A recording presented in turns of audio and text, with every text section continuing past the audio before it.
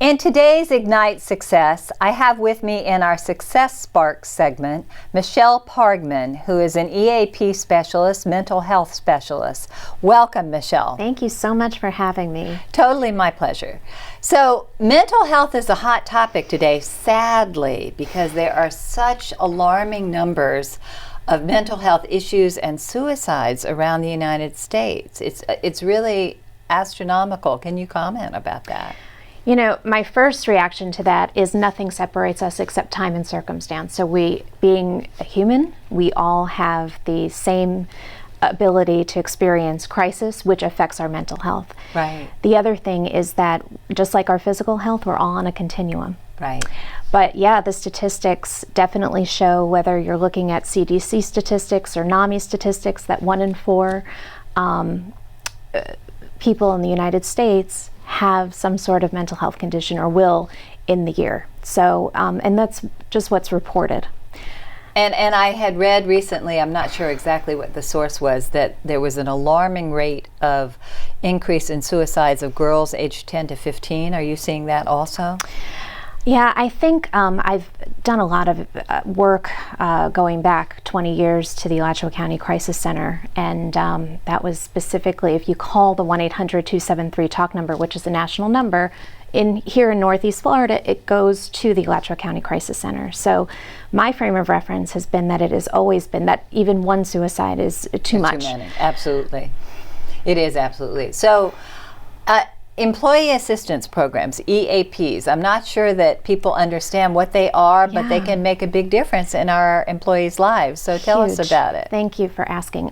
So EAPs were actually started in the late 1930s or early 40s in conjunction when AA, Alcoholics Anonymous, started. Because workplaces saw, at that time, you could actually drink in the workplace, and people saw that it affected your productivity. Oh, yeah, we'll be real effective. Just like smoking on airplanes, you know? Lots changed in the last few decades. Really? They were really drinking at work. Oh my goodness. So they found that when people were talking to their peers about it and cut down or stopped completely, that productivity went up. And thus the origin of EAPs. And now, to keep competitive in the field, EAPs have offered a lot more than just mental health.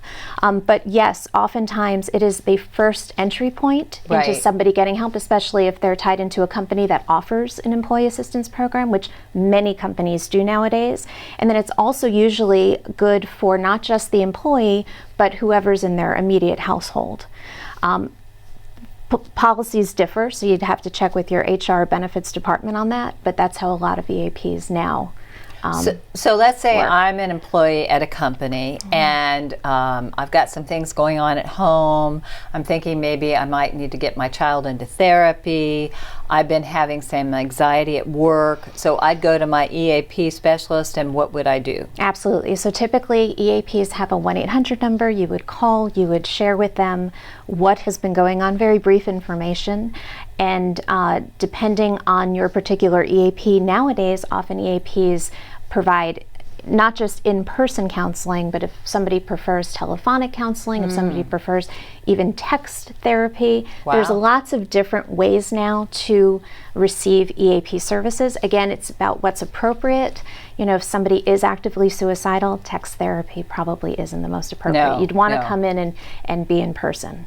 And so are they using technology like Zoom and Skype and things like that? I mean, you're doing face-to-face as well? Yeah, I think so. I think that probably if we did a pretty boiled down look at nationally what EAPs are doing, I think in order to remain competitive in the field, EAPs really have had to come up with some innovative ways to deliver services. Particularly with millennials, I think people sometimes do prefer texting. I know, and I, you know, for me, I just don't find that it communicates the full picture at all, just like I don't think email does as well. So how about our mental health in, you know, a world that frankly is filled with anxiety and crises? And I mean, we've got flooding in the Midwest, and I saw yesterday India is experiencing 126-degree heat. I mean, we're seeing all sorts of world disasters, and those people who watch the news get depressed easily. What can we do to improve our mental health?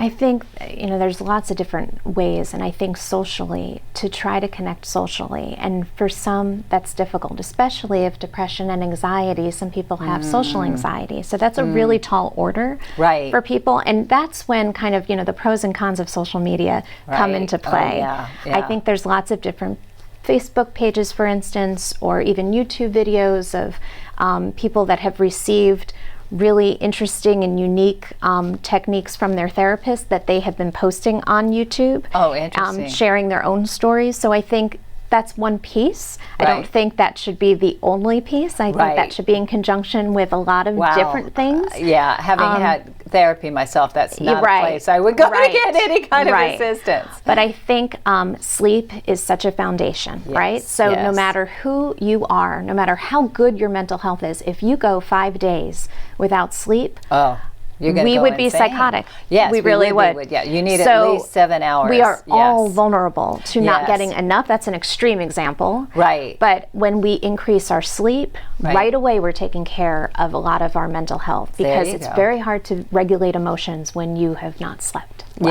Yes. I teach about that in my stress programs. Yes. And I think also talking to your primary care physician or whoever healthcare provider you have the easiest access to, start the conversation. And then get connected to more appropriate resources. But start the conversation with some professional, I think is incredibly important. And, this is my personal opinion, but I know that there seems to be an alarming increase in prescriptions being given out for antidepressants and things like that. And I know it's very difficult to come off of antidepressants in a healthy manner. I think there's a lot of other things people can do before they go to that step. Would you agree? I think everybody's situation is incredibly different. I myself am not a medical doctor, so I do not prescribe medication. I think that it is really an important piece for some people. And it's important first to rule out what's happening with you. So when I say rule out, one of the examples I mean is going to your primary care physician if you're feeling depressed, for instance, and let them do blood work on you. Let them check your thyroid. Let them check your vitamin D and vitamin B12. Let them check testosterone levels. Let them check those things, because oftentimes thyroid conditions can mimic depression, and you don't want to be put on an antidepressant if that's not what your primary issue is. So it's super important to get that checked out and rule it out. Excellent point. Well, thank you so much for all you do and for being with us today. Your health is so important to keeping your fire burning, so make sure you get yourself checked out.